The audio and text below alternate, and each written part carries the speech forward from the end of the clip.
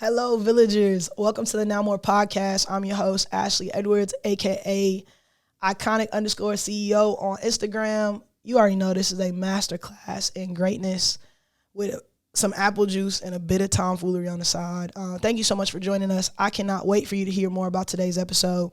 We are really jumping into a topic called the emotional cycle of change and grit and quitting, what that mean, what that look like, not only how you can inspire yourself, but others, and make sure that they do not succumb to the valley of despair.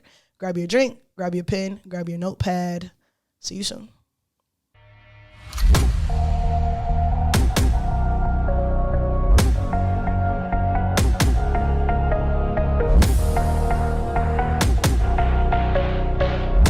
Let's grow together. Now more. Whew. I feel like it took a lot to get here. Y'all be seeing me here, but y'all don't see what I do before this. Welcome, villagers, to another episode of the Now More podcast. I'm your host, iconic CEO. I hope y'all doing well. I can't complain. I guess I could. We always could complain, right? But what is the point? Grateful to be here. Grateful for another day. Grateful for another episode. I hope you guys have been enjoying them. I hope you've been checking them out. We about to get loud. We about to get down to business. It's a little different today. I don't think I updated y'all. So I told you in the beginning that I was on this fast and I wasn't drinking. And I'm not even gonna lie. I went to a winery, and okay, so let me tell you my stipulations. My stipulations from the beginning. And obviously, I was doing the fast for so many different reasons, but we had honestly planned a trip to Spain that we did not go on. So I already kind of said in the beginning, if I am in a particular environment where, and I don't mean a party, I don't mean a club. Honestly, I don't know the last time I've actually done those things, but what I mean is like culturally. So I'm really a foodie. I love food and I love certain cuisines. And I felt like when you go to Jamaica, like you drink, not just a rum and Coke, but like a rum punch. Like you do what the locals do to really engulf yourself in that particular environment. So I went to a winery and I engulfed myself in that environment. And so I tried so many different things and it was awesome. It was dope. It was Childress Vineyards up in North Carolina. It was a dope experience. For my baby girl's birthday, and it was awesome. But in that, that was obviously me breaking my fast, which was kind of that one day or that one weekend, and then that, of course, prolonged. So I haven't been drinking for a elongated period of time straight. Again, it's not necessarily every day, and I really won't even call it socially, but the drinking that I have been doing, what I made sure of, to be very, very clear, is I made sure in the commitment that I made from the beginning, aside from the cultural component, was I want to ensure that I am never drinking because I have to or I need to. I want to make sure in the instances that I would like a drink or a spirit or what have you, it is ultimately because I want one and they taste good and they feel good. It's something about Hendrick's Rooftop on a Friday at 5 that just feel like summer, if you know what I mean. It just feels like summer. So there's certain things that I really love to do and I really enjoy, and I didn't necessarily want to take those things away at that moment. But again, when I was really stressed out from, work or family or any other life experience, I didn't want to run to wine, right? Like I don't want that to be like a coping mechanism for me. So ensuring that alcohol wasn't something that was controlling me was important as I began to reintroduce it to my lifestyle. But I'm actually about to go really heavy on 75 hard. I'm about to do it for the second time around. So I'm giving up drinking literally again tomorrow. And no matter how you put it, I still really believe in all of the things that I said. I don't necessarily unfortunately, I enjoy alcohol and some of the drinks that I have, but it's not good for you. There ain't nothing we can do to like conceptually entertain this idea or this concept. Like it is just not good for you. So I'm trying to naturally cut it out. But I began to introduce some other things that I enjoy. So you will not see alcohol here on the podcast set at all, because what was happening is we would have these guests and they wouldn't drink unless I would drink, right? And even as it pertains to my mocktails of sorts. Of course, they could dog them. They say the mocktails was nasty or they weren't interested or what have you, but they just sit here with an empty cup or they drink some water being cute. And there's nothing wrong with that. But obviously, in the sake of hospitality, what I want to make sure of is that everybody's happy and welcome. But most importantly, like, I want to project a lifestyle that I actually, I don't even really know the word, that I actually like am in, right? Like that I'm a part of. So we ain't faking nothing this way. And so now I won't necessarily say my newest craze, but one of the things that I do every single week as a part of my meal prep concept is I juice. So to ensure that me, myself, and my guests are healthy and whole and obviously happy, instead of bringing this poison here on set, we're gonna try some other things. So one of my clients, actually, Miss Laverne, shout out Miss Laverne, she told me, she was like, why don't you bring your juices, right? Like, this is actually what you do, it's actually who you are.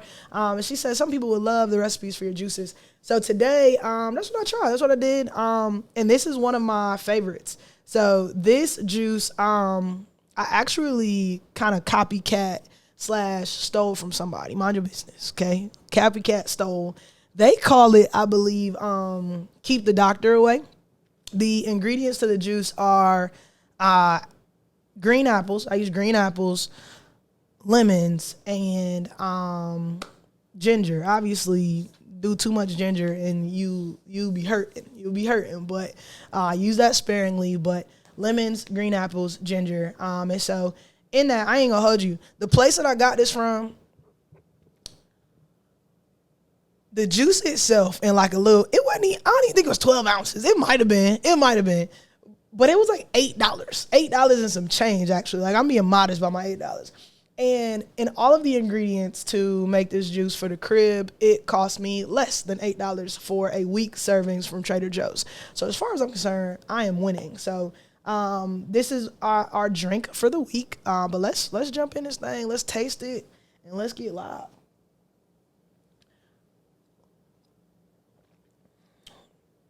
This is like, it's not my favorite.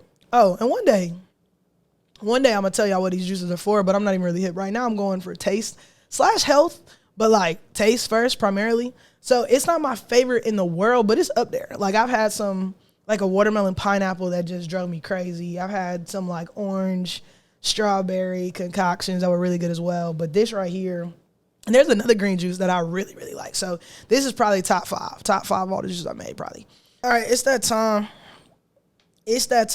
I've been researching some other cool, deep, in-depth, get to know each other, icebreaker level games. For the sake of vulnerability, of course. I had somebody tell me the other day, she was like, man, let me jump on the pod so I can see what else you're sharing from the game. So shout out to you as well. I appreciate you guys for listening. I done seen so many of y'all talk so much trash about my vulnerability, saying people government names and all the things. So it's we out here, we in the deep end together. It is hard, but we'll see what the car's got in store for me today. All right. Do you think I intimidate others? Why or why not? I think I'll talk about this more often than what I would actually like to. I ain't gonna hold you. And I can only really tell you based on experiences at this point. So there are a couple different reasons why I feel like I intimidate people. And I really don't know if intimidate is actually the word. I think, and it may be intimidate. This one girl, I ain't gonna hold y'all. This one girl told somebody else, I guess because I intimidated her, she didn't tell me. She told somebody else some time ago that I was really hard to work with. And I remember a couple of weeks ago, we had some of my kids on, and they were actually discussing the fact that I was really, really serious in my training style. So I think that depending upon the person, as it pertains to the business and my seriousness, I think that can definitely be intimidating. It can make you, I don't know, shake a little bit. I really don't know, but I don't think that that's necessarily ever been my intentions. But I also know that I act like I do not play about my business. As you guys know, my business is really, really attached to my purpose, so it's not really something that I'm interested in playing about. I don't joke. I tell people all the time, I didn't even buy a house. I ain't buy a car. The first thing I did, as soon as I got an opportunity, had a little bit of money in my name, was open this thing. So this is just not one of them things that I'm playing about. But I do remember years ago when I was literally in like 8th grade, this guy said that he could tell I was my granddad's granddaughter just by the way that I walked in the hallway. And then as I got on to college, one of my college basketball coaches as well was like, why do you walk like that? And I was just like, what? And so as I got a little older, I found out that it bothered people the way that I walked in rooms. And so I think that obviously my ego can kind of come with that sometimes. I think that my personality, I think my confidence, especially, and this is where I kind of feel like it's a not you, it's not me, it's you type of thing. If my confidence is bothering you, I ain't gonna tell you that's your problem, but it's really kind of your problem. And I actually love people, or at least the concept of people. I love the idea that God put us all here to see how we can interact and how we can get along. So many different races, colors, creeds, beliefs, like the concept of people. I swear God be up here like laughing at us and how we like really can't get along. And the problems that we think are just so huge and he knows are minuscule in comparison. So I love people, but I think that there are times where when we are on different pages and come from different realities, and obviously we're a summation of our experiences, I think there are times where you can be offended by something I say or do, or again, even maybe the way I walk in a room, based on the season that you're in and what you're going through and what you're struggling with. And I love you, like the Lord told me to, but I don't care. I ain't gonna, I don't care. Level two. Oh my God. It says, what is the last thing you lied to your mother about? I'm weak. The last thing I lied to my mother about.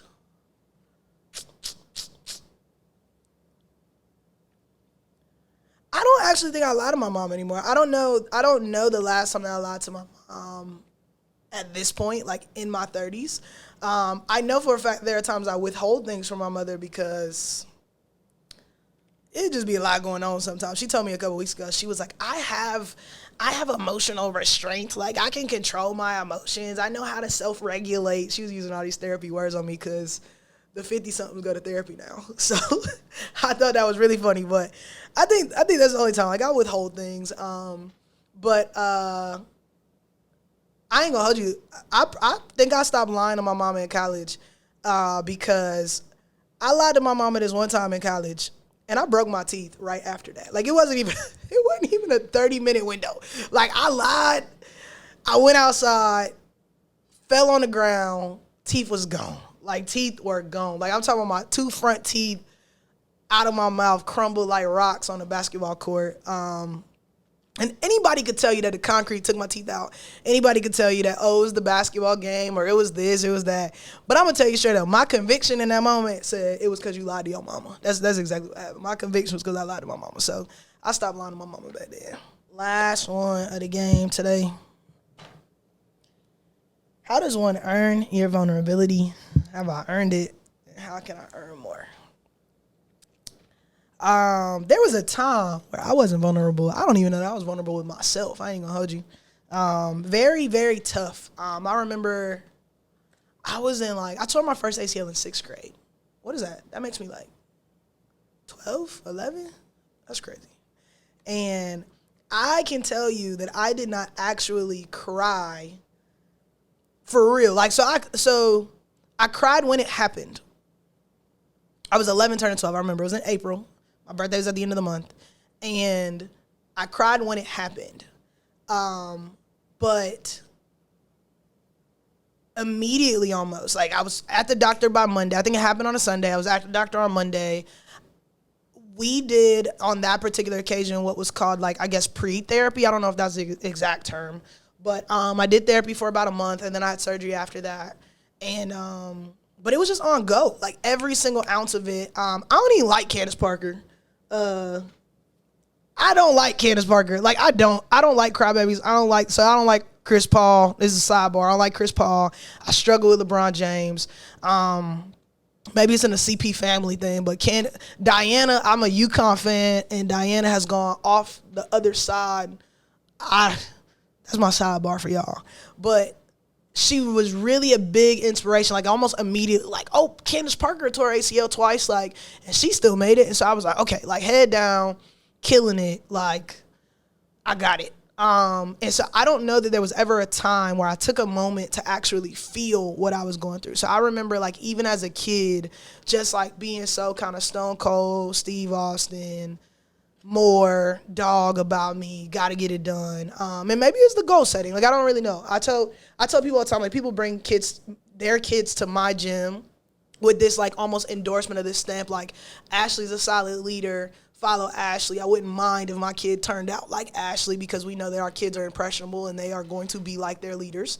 But I tell people all the time, I want your kids to be better than me, because I know for a fact that me being this robot, even as young as 12, is a problem, because I saw this robot show up in so many other areas, not just obviously in business, but honestly in intimate relationships as well, with my spouse, with my family, with my siblings.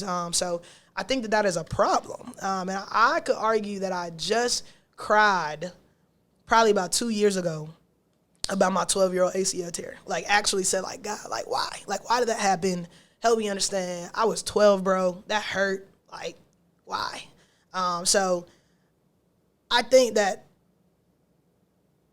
honestly, we all just learning my vulnerability. Like, we're all getting here together. This is something that I've really had to undo. There is a scripture in the Bible that basically suggests, like, we are not supposed to act like it says guard your heart, but the concept is we are actually supposed to put a gate, if you will, around our heart and not a wall. And I think the tough guy that I was put so many different walls in places so that I can continue to climb onto whatever next level I felt like I was on. And this one was terrible.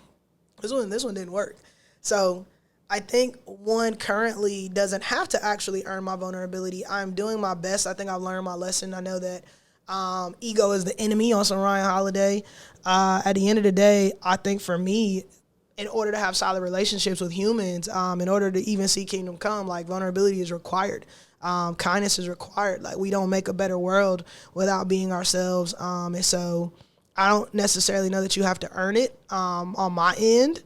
I think naturally somebody might tell you make them feel safe, but for me, it is me kind of using my discernment and being as raw and real as possible so that we can make a better world, man. So I'm trying with myself too. I ain't gonna hold you. All right, man, now that y'all like out my business, we can go ahead and get down to business. All right, grab a drink, grab a pen, grab your notepad. Let's go on, grow together. We are about to jump into the topic for today. And I think I'm going to continue on my theme in terms of qualities of greats.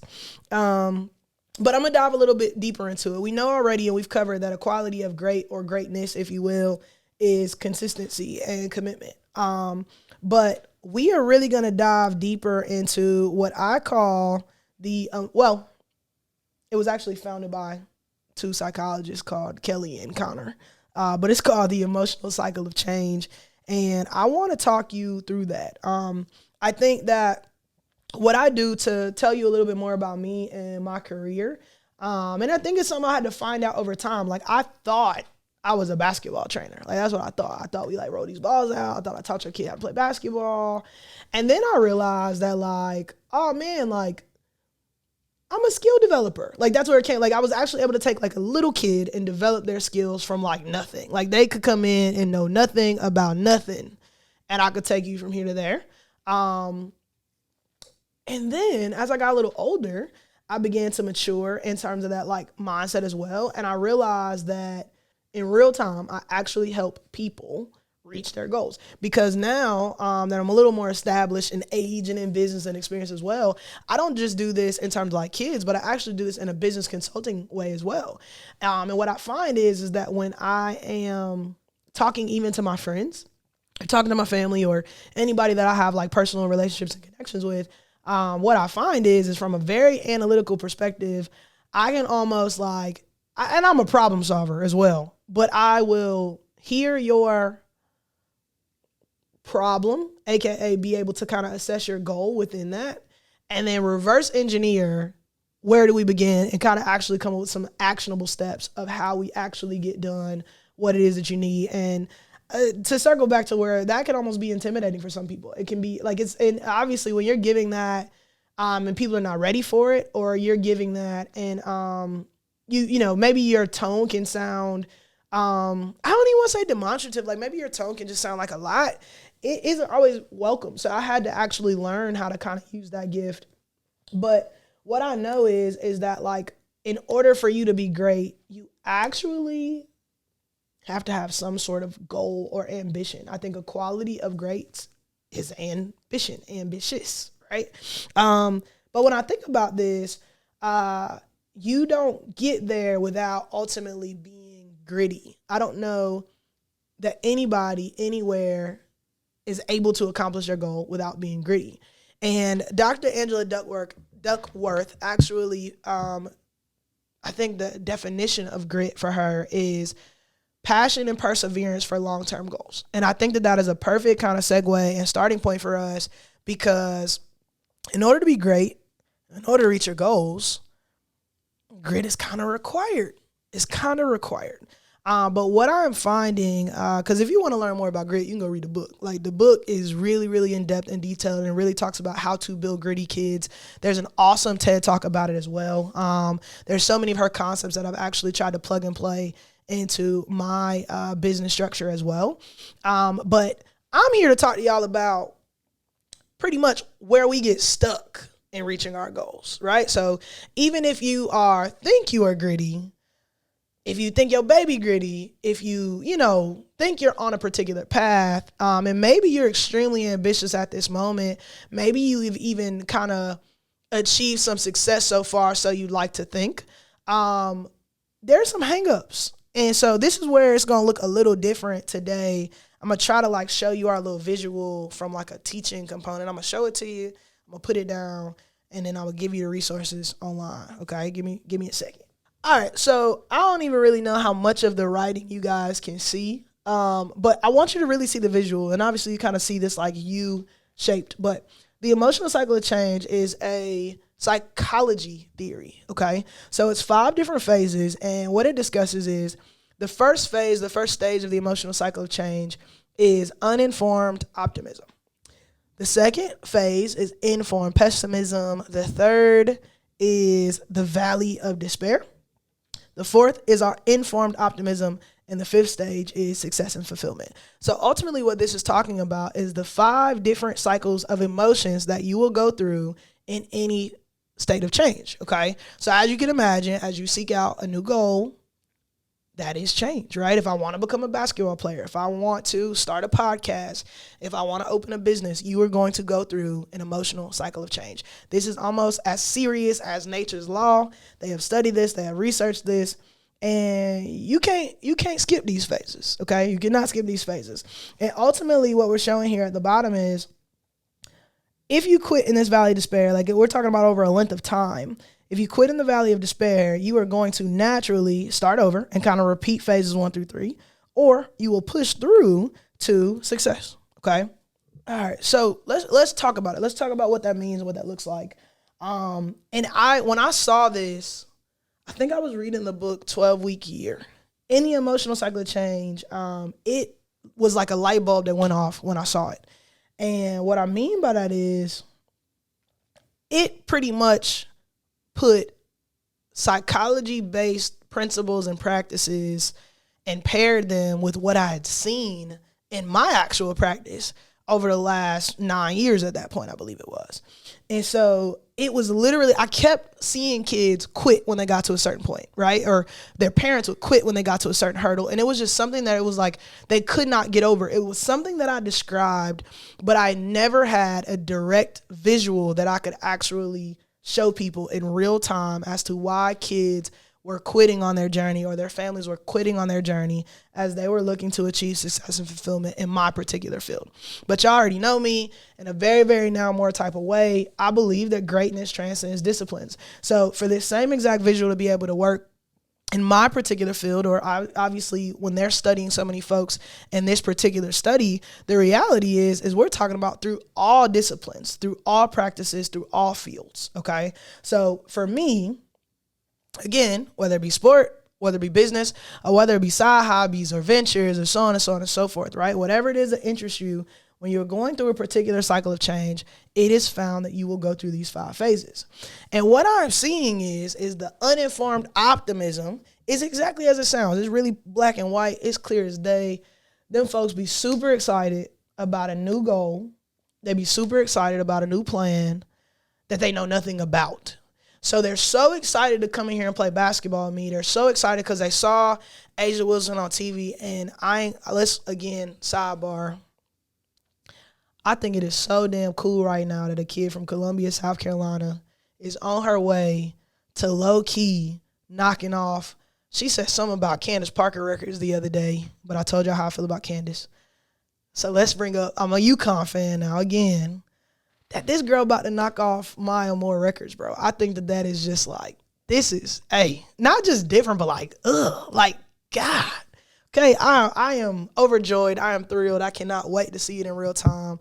And I am a fan. I'm so excited that I get the opportunity to like live through this and see it in real time. This is like greatness personified, okay? So I say that to say, if you're a kid right now, if your daughter is watching the A'ja Wilsons, the Angel Reeses, the Caitlin Clarks of the world, and they are so inspired and so excited to come out here and play basketball, again, even in our Columbia area, we have more girls now than ever fired up, excited, and ready to play basketball. Why? Because the South Carolina Gamecocks are the #1 team in the world.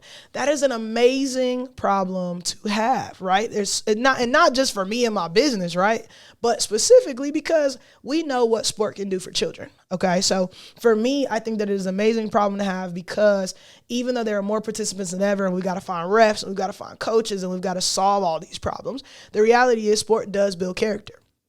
What we're finding, though, is that all of that is coming from this optimism based on what they saw on TV and the excitement that they see at our parades, the excitement that they see when they're going and they're sitting and they're actually watching these games, right? But they are uninformed and unaware as to what it will actually take to become what it is that they see. And so it's interesting because some years ago, we made it a point to bring so many different WNBA players here. And our slogan consistently was, you cannot be what you cannot see.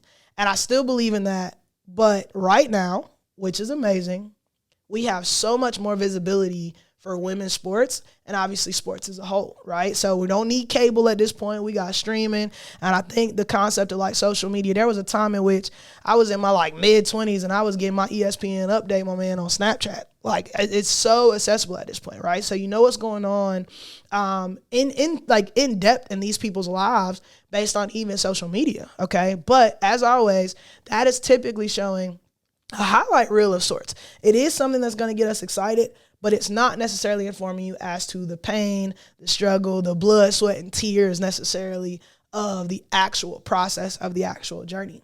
And so what I'm finding is when your kid comes and actually signs up for basketball training, right? You excited, they excited. We'll do anything for our babies. We make sure they don't have the same problems we had, blah, blah, blah, all that whole nine.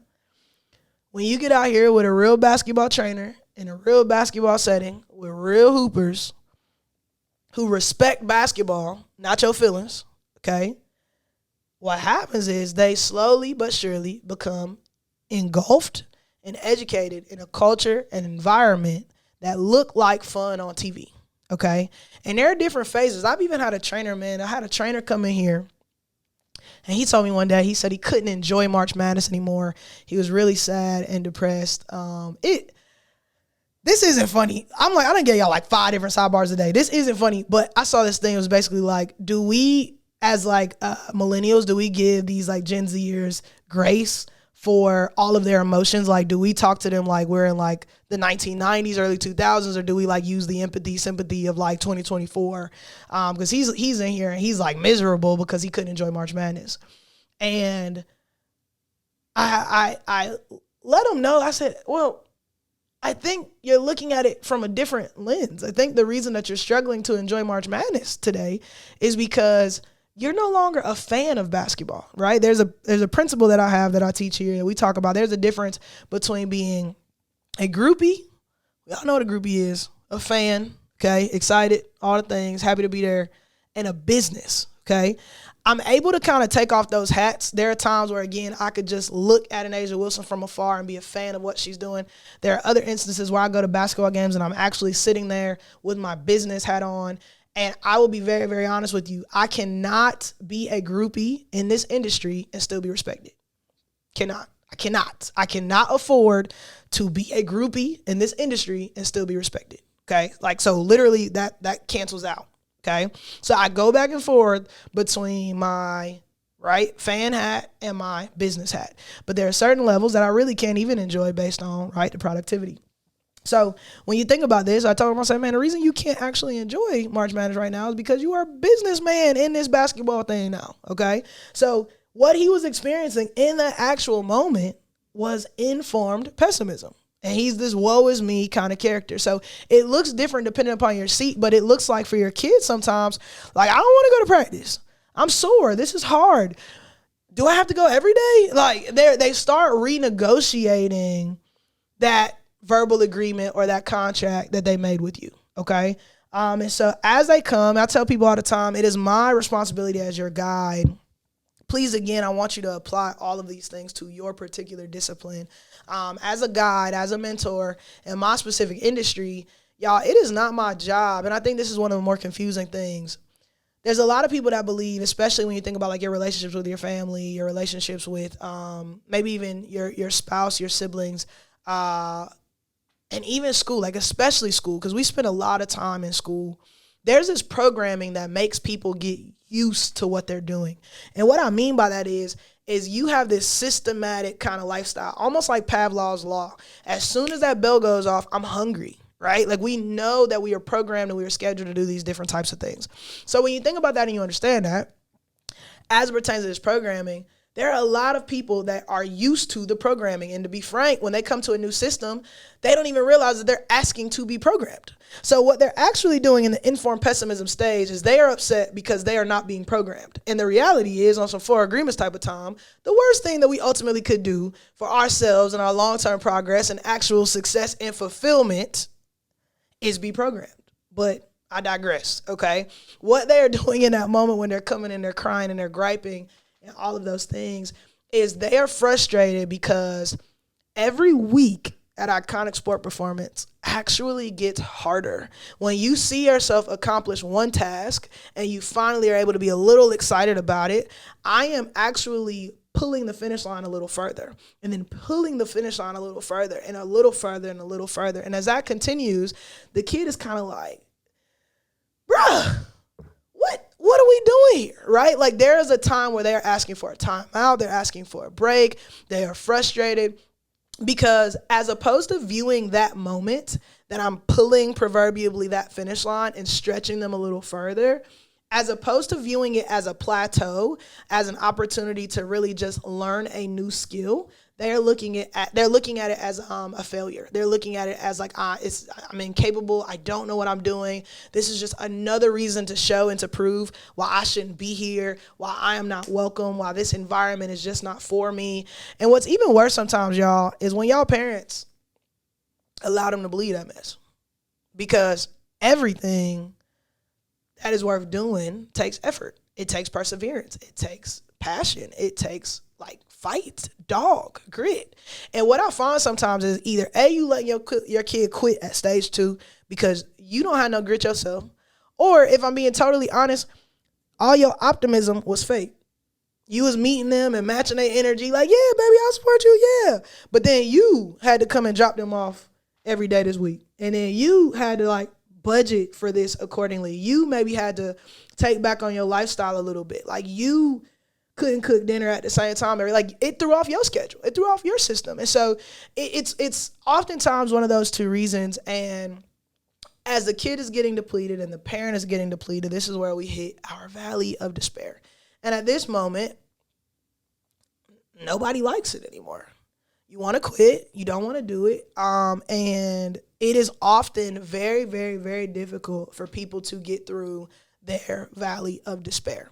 And as the visual states, when you go through the emotional cycle of change, the reality is if you quit coming in that moment, baby, it don't matter where you go and pick up this basketball at.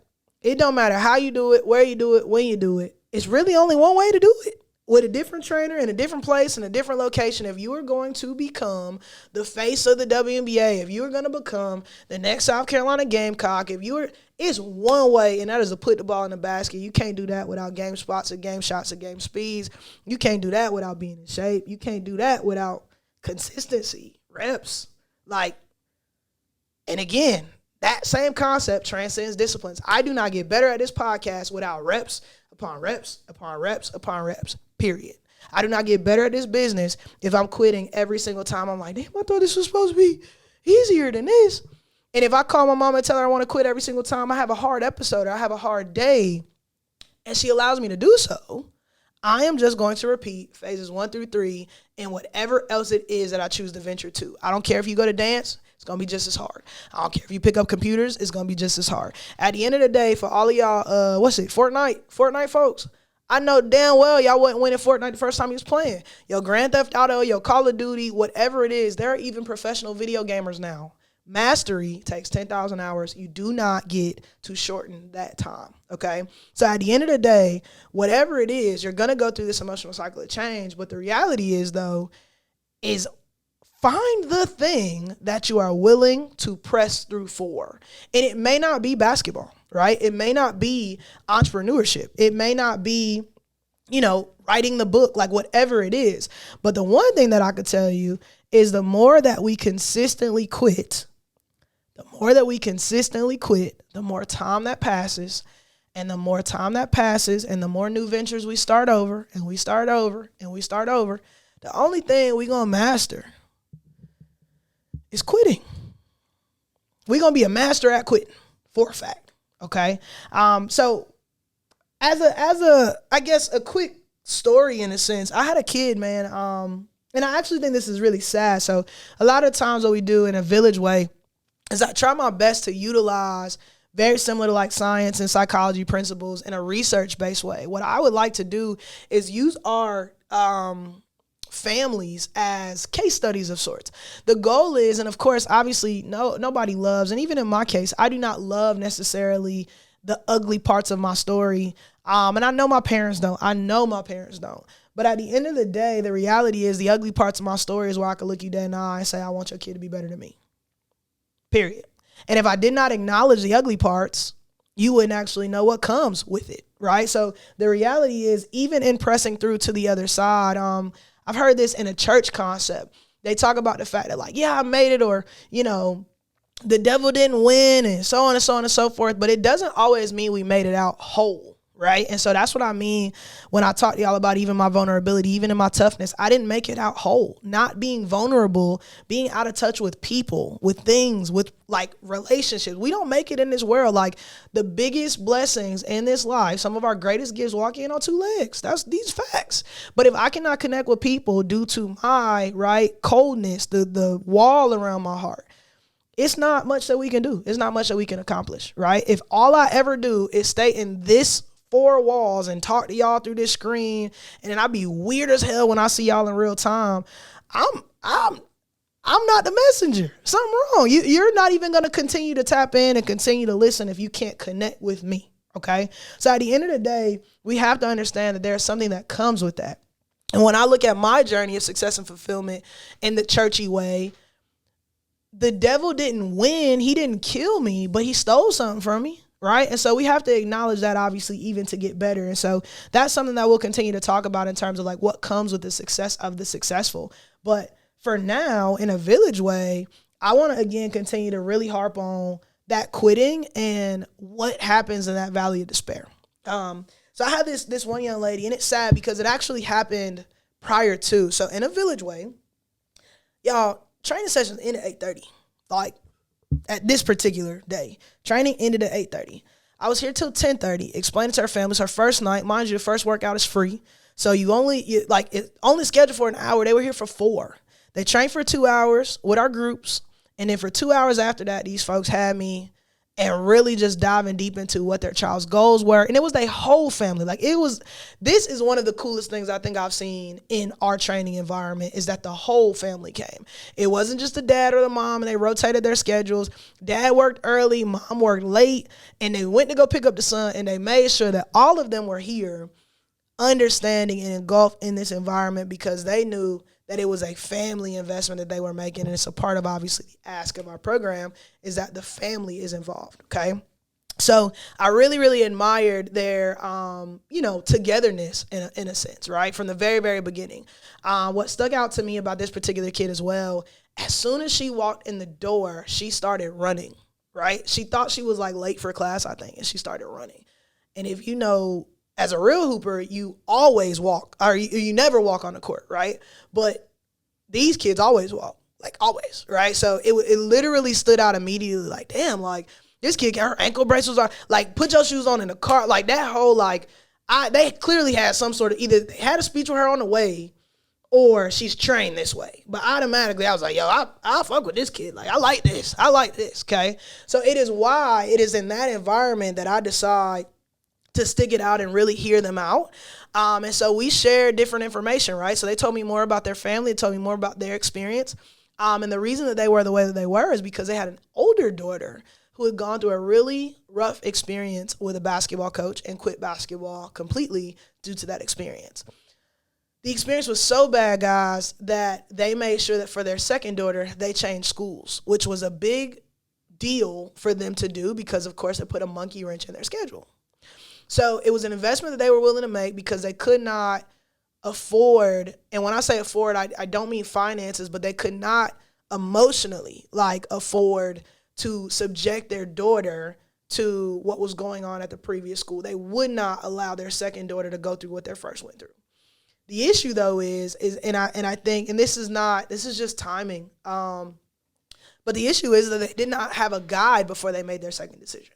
So their first decision to avoid, I understood, but they probably picked the worst school in their second choice. But because they didn't know anybody, because they did not, utilize any resources, because they didn't ask any questions, they just made a decision with minimal information, kind of as an uninformed optimist, to pick another school and to have another opportunity for their second daughter. And when they found me, I said, man, it's probably the last school I would have picked. Not last, maybe second to last, though. Second to last for sure. And it was nothing they could do because we're in the school year. Like, it's nothing they could do. Like, we here, okay? And what I said was, based on my resources and based on our village and the information that we have, we will create a better opportunity for you and your daughter as best as we can. And I will try to coach you and guide you through this. Of course, I said to their daughter, I will never pull you. This is not my dream. It is yours. But I will be behind you, coaching you every step of the way. And you guys as a family get to choose and utilize whatever information that you would like to put into practice.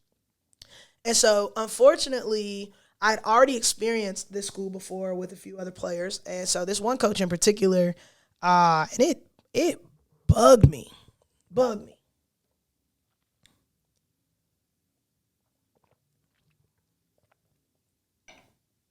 I feel like y'all need to go and try to drink. You really do. You need to get if you don't got no juicer, it's 2024. Grow up.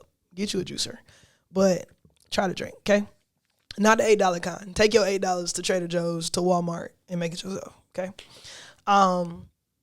But what happened was I'd already kind of been familiar with this coach. And so this coach in particular, it was very, very sad. And I guess it's ego. I don't really know what you call it. But she had won a championship, okay? This lady won a championship. And I hate to say it wasn't on the back of her players, but it wasn't on the back of her players. And this is typically where the ugliness comes out from these folks. And this is why I say that it's ego. She won a championship.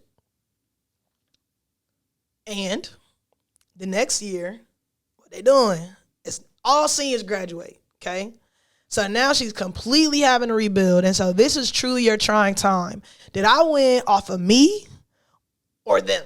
It was the great divide. And I don't know why you can't actually, we're a team. I don't know. But there was so much personal kind of like resentment. And I do know that parents contribute to that. I do know parents contribute to that. So I'm not going to act like, there's no reason for this divide. But I think as a professional in this industry, you just have no reason to like actually go back and forth with them in this way. Like, you chose to kind of be a part of that.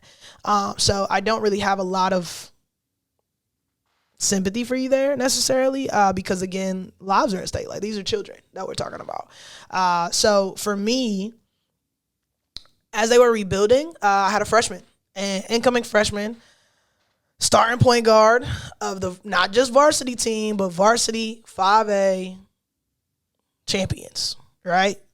So of course, people are watching. Who are y'all going to be? What are you doing? And so it seemed as though every single loss this coach kind of internalized. And so what she did was began to not just berate the team, but berate my player kind of specifically. Like, you train with Ash, right? Like, you supposed to be the man, right? Like, what you doing?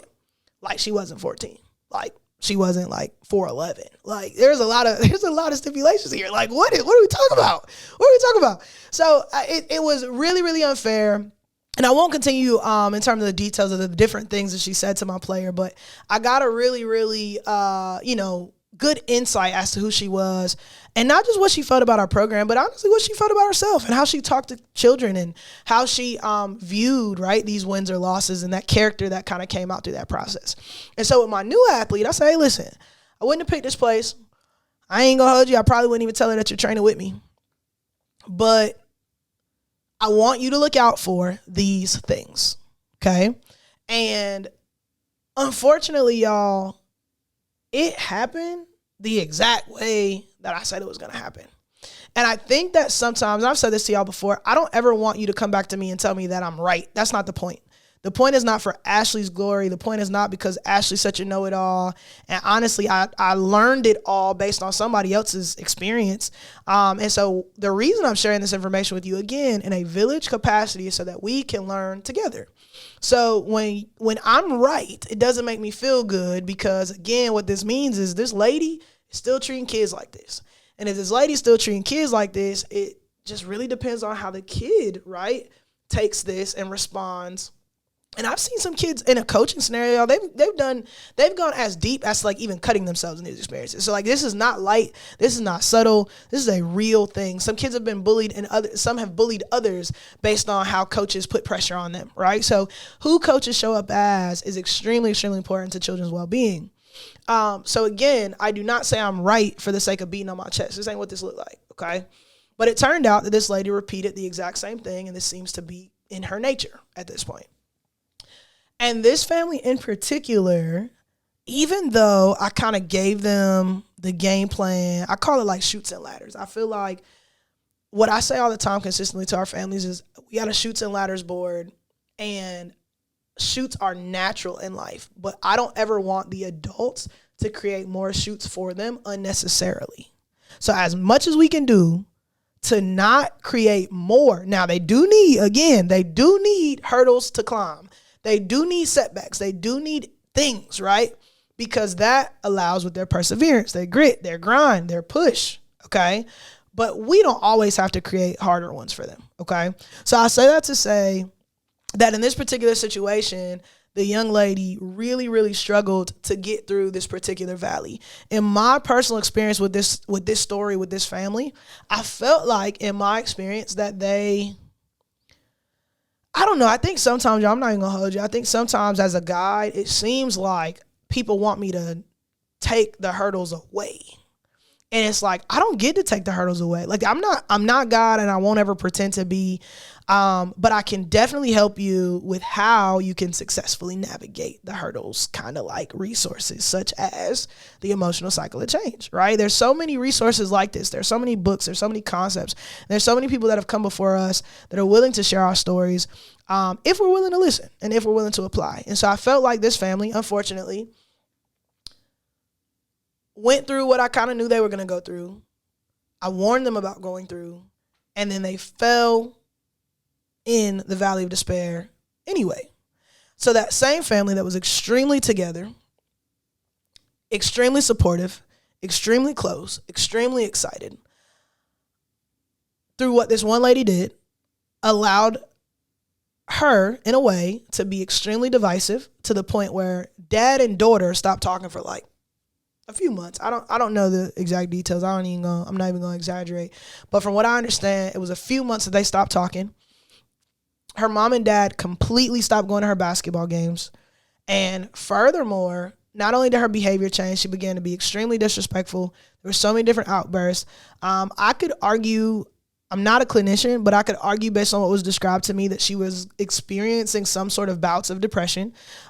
Based on her perfectionist kind of mindset standard, she was ruminating on the experience.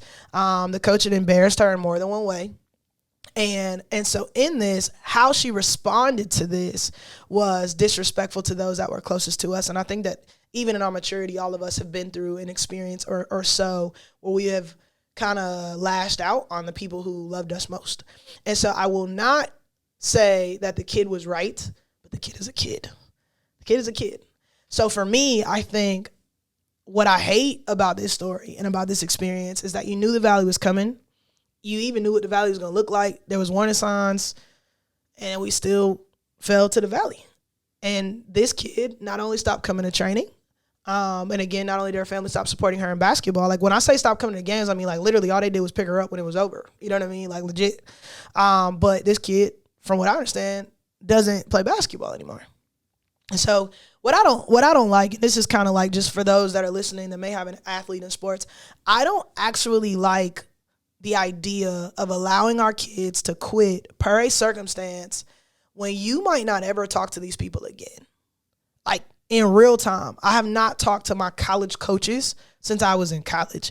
I talked to my high school coach because I still live in Columbia, so I talk to him when I see him, right? So when you look at it, it's just like when you think about it, guys, don't allow people to make lifetime, lifelong, life-changing decisions based on their one experience, their singular soul experience in a valley, especially when that experience was with someone that will not go on with them in the rest of their life. This was a moment in time. So now this young lady and her family are having to start this emotional cycle of change all over again. But again, like myself and so many others, as opposed to making to the success side and maybe like losing something, the devil did steal their joy. The devil did steal their family unit. The devil was divisive. Like it's exactly what they do. He comes to kill, steal, and destroy. You knew that. You knew it was coming. You knew that this is what the valley was. And you let him do just that. You let him do just that. Okay. So for me, I think that there's so many different examples. And I could give you my own. I think, y'all, so in a couple of weeks, I'm super, super excited about it. We will be celebrating our 10th year anniversary on October 26th. And in every single book that I read about success principles, the one thing they talk about as it pertains to goal setting is you must celebrate. And in a sense of vulnerability, I will tell you, I don't ever celebrate anything. I don't ever celebrate anything. So because I know, in the same way I challenge you to do more, I challenge myself to do more. I don't know what celebrating is going to look like, but I am challenging myself to celebrate because this is a huge deal. There's a business concept that basically talks about there's no overnight success, but there is, the 10 year, right, typically looks like this overnight success. And so 10 years is kind of the requirement. Most businesses obviously don't make it past 3. You on a whole nother level, you make it past 5. And I can't even believe that I have made it to 10. And I mean, it's like, and I'm not even being dramatic, but I'm like, I had cancer on them. Like, what the hell? Like, who knew this is what this decade was going to look like, man? So it was crazy. And I think that, again, my family could tell you too, like they thought it was in the wrong place at the wrong time, the wrong way. Where are you going to get this money from? Where are these people coming? So it was very, very difficult. And so this was a risk that I took. And I say all the time, I don't know that I would have ever taken this risk if it wasn't without Dr. Crystal Barclay. I don't think I would have. And I wish that I had enough confidence and enough faith in myself then.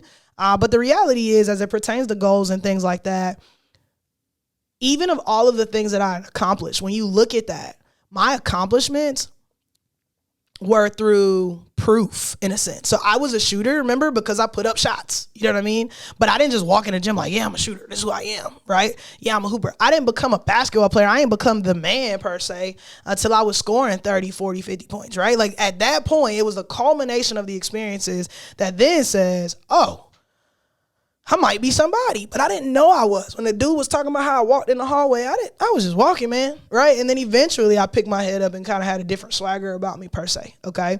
So when you think about that and you understand it, for me, I'm just like, bro, I wish that I had all the confidence that I had now 10 years ago. I think that I wouldn't possibly be able again to do this if Crystal were not there saying, yo, I got you. Because more than that, it was my parents really that gave me confidence. So I won't say that. My grandparents tell me I could do anything. Like, tell me I could do anything. If I don't care where I go or who I'm talking to, if I'm ever talking about my grandmother, to this day, she will tell you, hey, you are capable. Now, almost on some you kind, you smart, you important, like, but high level, like my aunt, my uncle, they like shower me with words of affirmation. So I had a belief, like an idea, like they planted a seed. But my parents were so practical. They were so serious. They were so businessy. They were kind of success oriented. I mean, what did success really mean? What did it look like? But their voice was the loudest. Like, I live with them, right? So when you look at the fact that I lived with my parents, their word was so important to me. And so them not thinking that this was a good idea, them not understanding how it was going to happen was really, really difficult for me to overcome. And Crystal was like, hey, bro, let's go. What you trying to do? What you trying to do? So here I am 10 years later, out here doing it. And Crystal got her own business over there. Like we out here doing this thing. And but I don't know that we would have been able to do it at the timing in which we did it if we did not have those experiences together and speaking life into each other and doing the hard things, just kind of sharing in that partnership. But I want to be very, very honest with you. To only kind of have Crystal at that time and to go through so many of these experiences, I wanted to quit like a lot. Like I don't want to say like 10 times. Like it wasn't even like a once a year thing. Like I like straight up, y'all, I crossed, we made 100K 2 years ago in a year. And I probably had like $30 in my bank account. Thank God it was like 30. But I was pissed. I was like, bro, what? Like I already had nothing to show for it. Like what the hell? So it was so many different experiences. And I got to a point again a couple years ago where I made money that day. It was a payday for me. But so many cards declined that I could not cover my bills. Like I couldn't cover my home rent. I couldn't cover the gym rent. I was like, hey, this math is not mathing. I was talking with my guys the other day. So I have on my hand, icon on my hand, which obviously is iconic. This is our crown, it's our logo. And then this right here is our All Money In Nipsey Hussle John. And so I went and I got this at different times, these different pieces, but it actually served as an amazing reminder to me, specifically because as I was about to quit for the last time, I was the closest I had ever been to quitting. You gotta tell your landlord 30 days, but I was like, hey, it's time. Like I can quit right now and not have to pay rent next month. And I just so happened to glance at my hand, I guess. I don't know, but in a really, really convicted way, it was a reminder. I felt like the Holy Spirit was just like, yo, you said all money in. You said you wasn't quitting. And so I think that, again, in the spirit of vulnerability, I think that God takes even your haphazard yeses. So I went in church on some, what is it? Diary of a Mad Black Woman type. Father, can you hear me? Like in the back of the church, I was hurting. And my guy was a pastor. I don't even know if he knew how bad I was hurting. I sat on the last row. It was the most dramatic thing ever.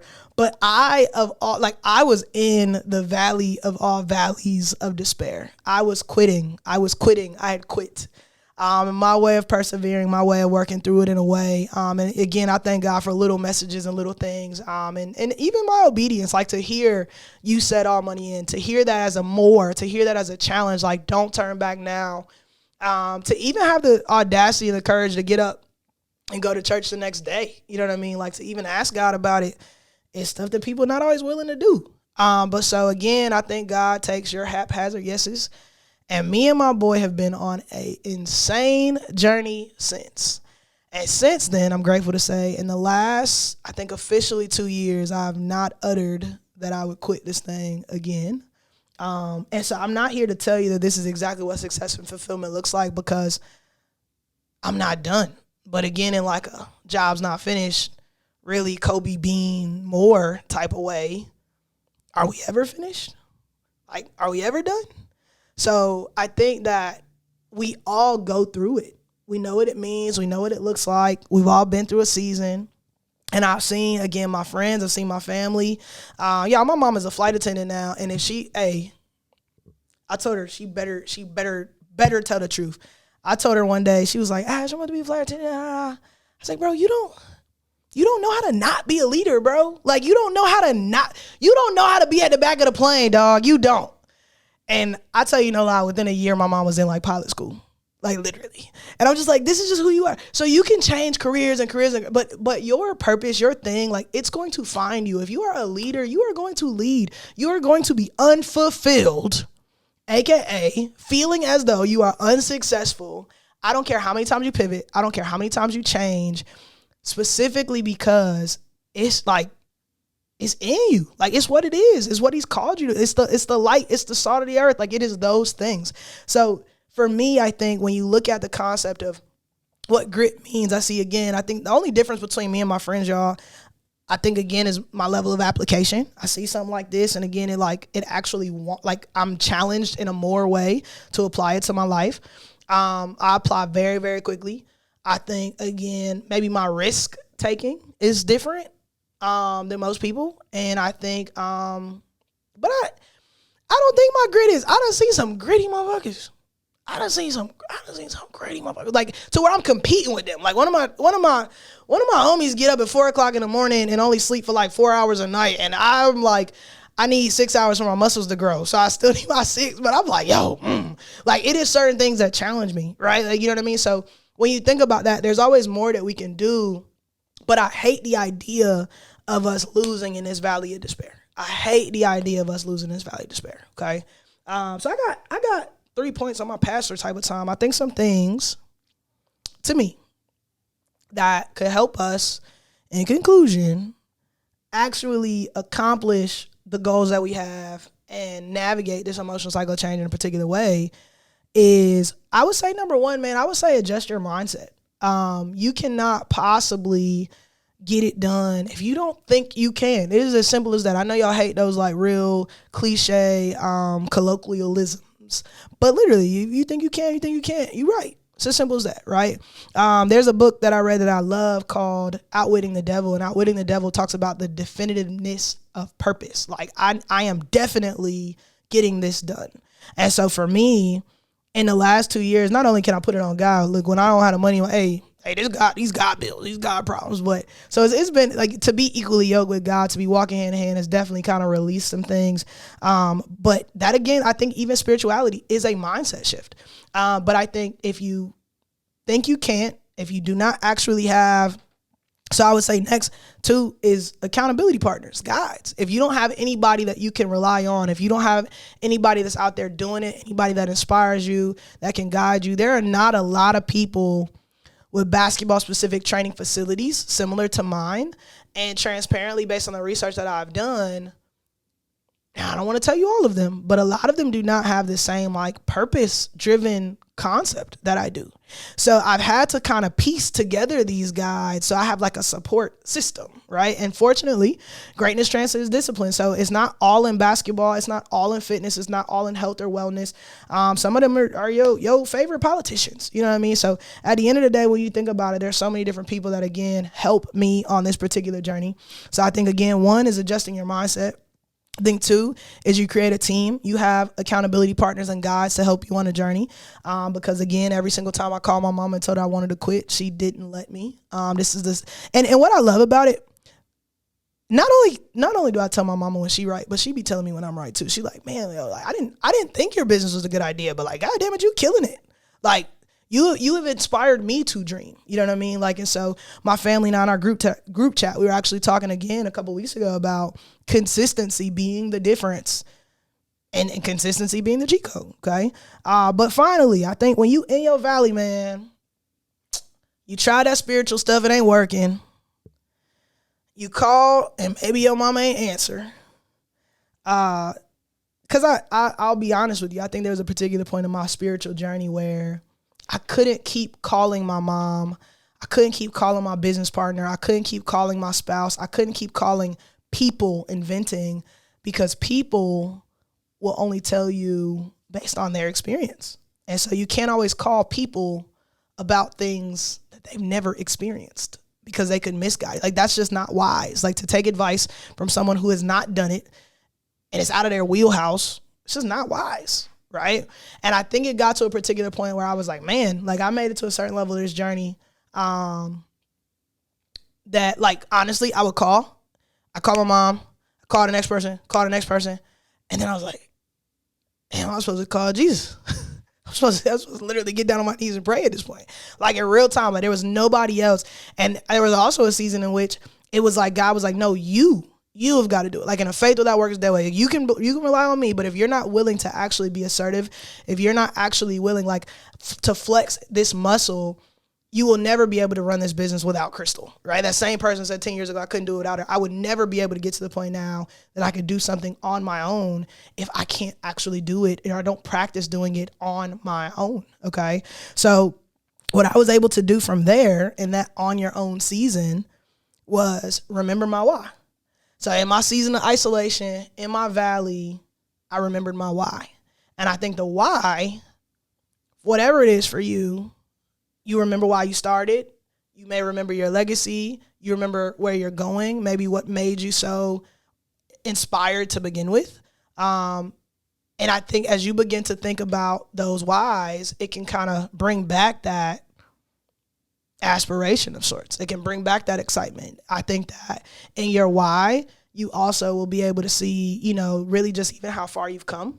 I think gratitude is one of the greatest gifts that any of us can have. And I think it's one thing like, let's be honest, like, people say all the time, like, just think of something that you're grateful about. But, like, no, in real time, to actually say, like, man, like, this I'm grateful for. Number one, I understand that God is like, oh, you happy with this? Like, that's it. And you'll never outgive him in a way. You know what I mean? But I think at the same time, it's just like, it gives you a different perspective, right? Like, not just glass half empty, right? Or this woe is me. So that valley of despair, I've lived it. I've had my entitlement temper tantrums. I've wanted to quit more times than you could imagine, in more ways than you could imagine. But my why is different at this point. And so I literally, to again talk about how much money I had and did not have all at the same time, there was a point where I was praying and I was like, man, like, God, like, and I have this, not really journal, but like where I would list some things that like I've asked God for. And one of them was literally saying, I would like enough money to be able to buy somebody a gift without it hurting me.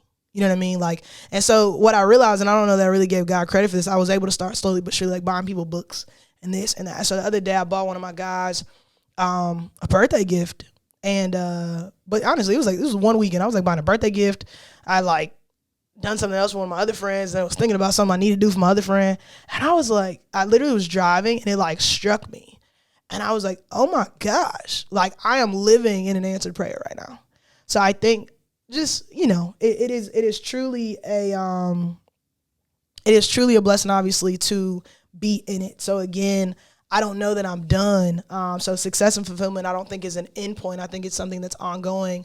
Again, in a Kobe Bean way, what do you do when you reach the top? You go over the top. So I'm not done at year 10. I'm not done with the gifts that I'm giving. I'm not done with the things that I'm asking or what I'm believing, obviously, in God for. There's always more. So I'm asking you today, you know, I want you to reflect. What exactly have you done in this valley of despair? Like, have you ever quit in the valley of despair? Have you ever let your kid quit maybe in a valley of despair? Are you maybe in a valley of despair right now? Are you having your own entitlement temper tantrum where you're not really remembering your faith or what you're grateful for? Do you have your own accountability partners? Like, what does it look like? But how can you go about actually reaching your goals? Because a better you makes a better world, bro. It makes a better world. Y'all, thank you so much again for joining us. As much as I can say, like, I hope you're learning something, is as much as I'm like, I'm always learning. I'm learning from you. I'm learning from this process. This obviously is something that I've heard, but it's perspective. It's something that I'm able to be grateful about. I always have so many different takeaways. And what I want to remind you of at all times is I'm on a journey with you, okay? I am with you here. So I am not just challenging you and shaking your table and calling you a quitter and calling you a bum and you sorry, all these other things. No, I don't want to see you quit. I don't want to see you quit. So just add me to the team as one of your accountability partners, and add everybody that's already in our village, in our gang, one of your folks, one of your slimes, okay?